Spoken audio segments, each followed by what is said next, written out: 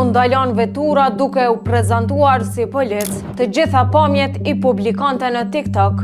Një ngjarje pa zakon ka ndodhur në Poduiv. Një i ri dyshohet se ka ndalur automjetet duke u prezantuar si zyrtar policor dhe më pas ato veprime i ka publikuar në rrjetet sociale.